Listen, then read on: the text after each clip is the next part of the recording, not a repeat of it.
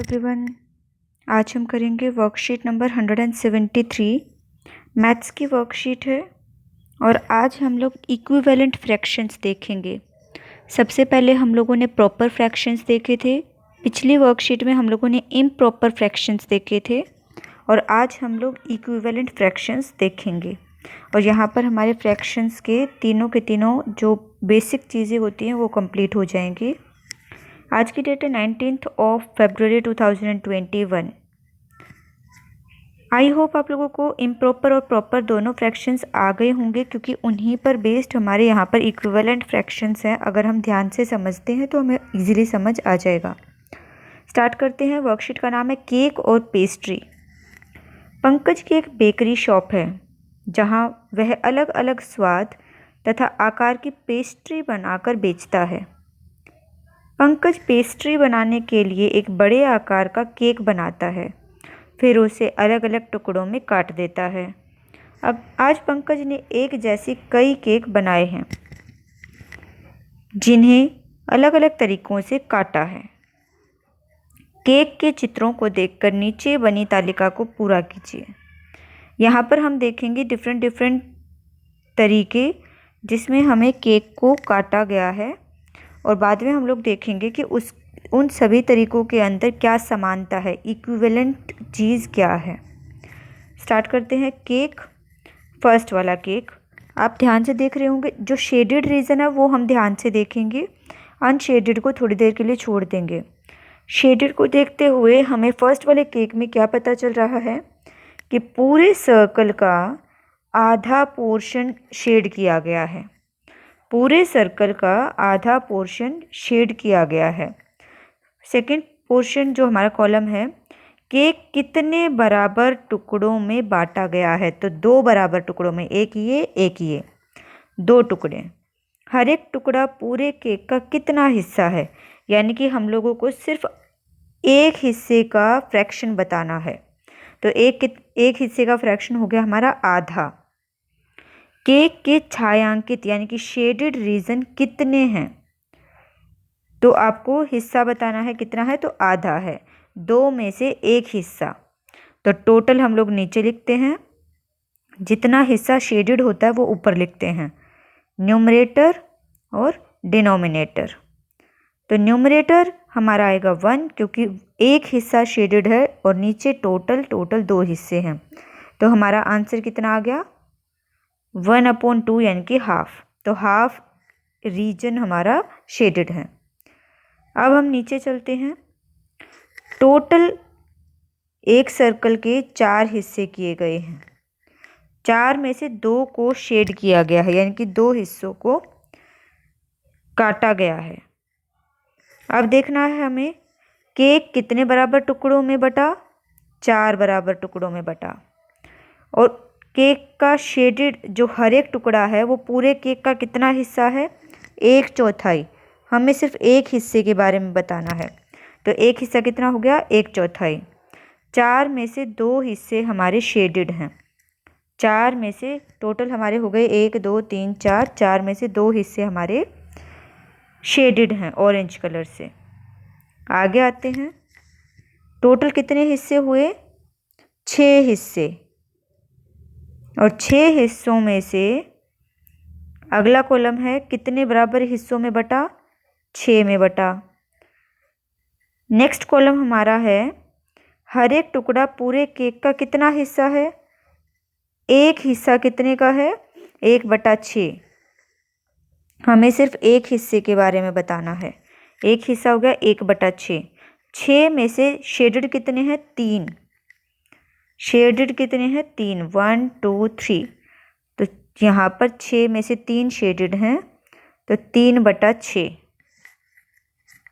अगला करते हैं। सेम, कितने टोटल हिस्से हैं, 8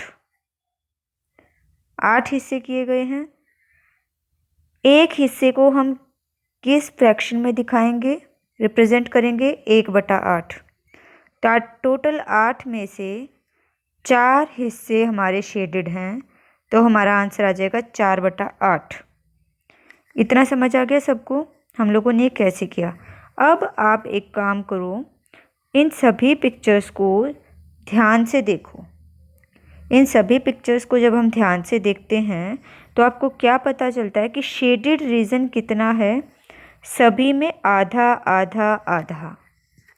इस पूरे सर्कल का भी आधा शेड है, इस पूरे सर्कल का भी आधा शेड है, इस पूरे सर्कल का भी आधा शेडेड है और इस पूरे सर्कल का भी आधा शेडेड है।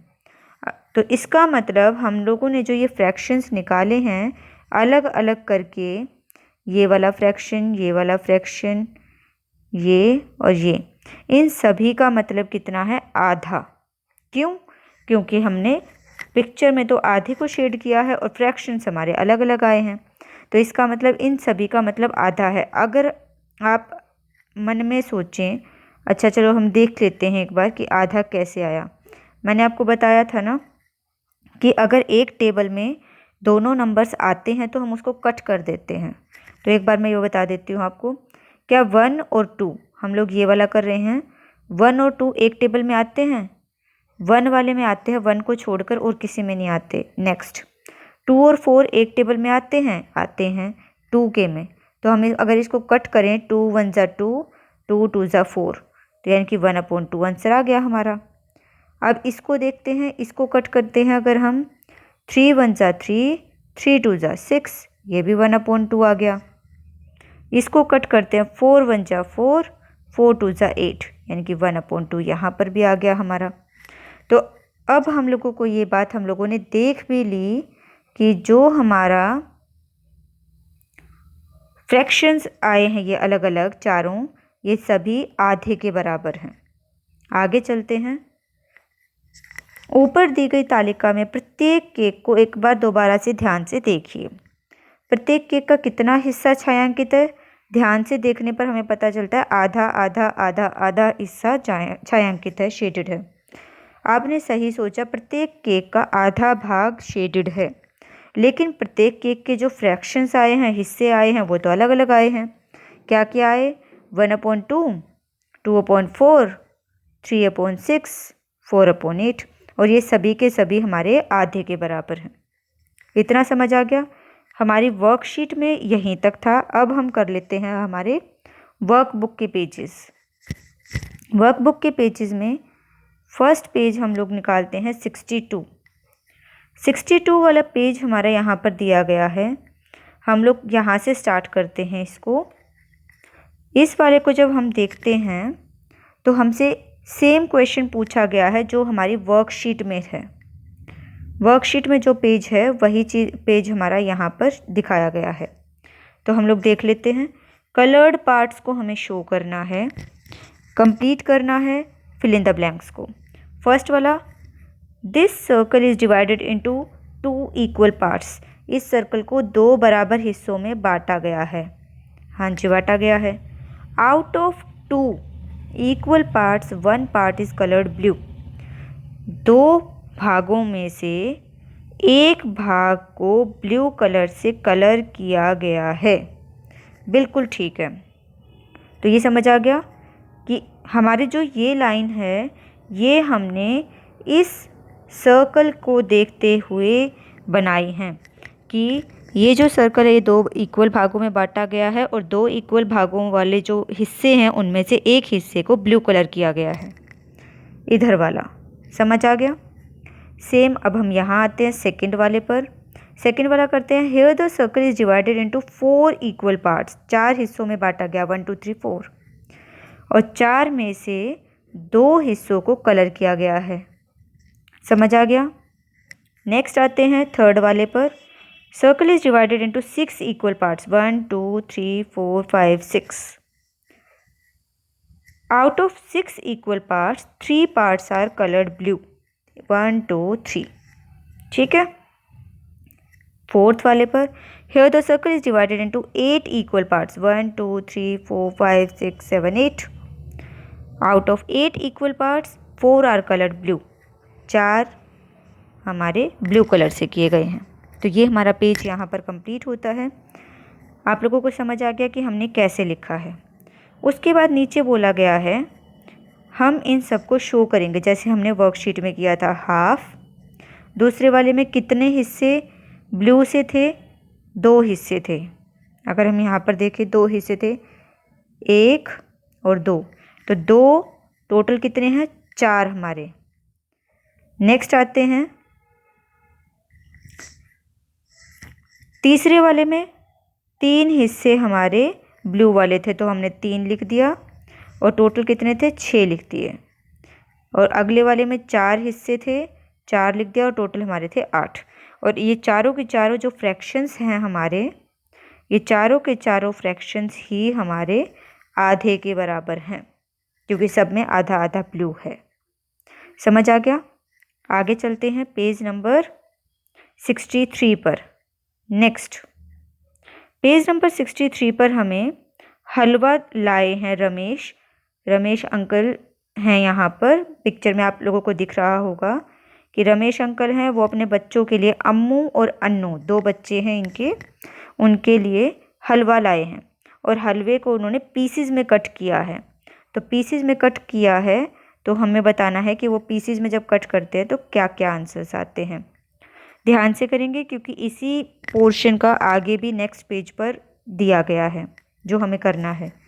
सबसे पहले बोला है कि उन्होंने इक्वल भागों में बांटा है, क्योंकि हमने देखा था कि फ्रैक्शन में इक्वल चीज़ बहुत इंपॉर्टेंट है। Next, each will get half part of halwa. अगर हम इस पिक्चर को देखते हैं तो दोनों को आधा आधा मिल गया, अम्मू को भी और अन्नू को भी। लेकिन वो बोले कि ये पीस तो बहुत बड़े बड़े हैं, हम इनको नहीं खा सकते। तो रमेश ने उसको फिर से आधा आधा तोड़ दिया, यानी कि इस पीस का भी आधा कर दिया और इस पीस का भी आधा कर दिया। अब कितने पीसेस बन गए? 4 पीसेस टोटल बन गए। क्वेश्चन बोल रहा है, now how many pieces will Ammu get. Ammu को कितने मिलेंगे? 2 मिलेंगे। क्यों? क्योंकि 2 अन्नू के लिए, 2 अम्मू के लिए।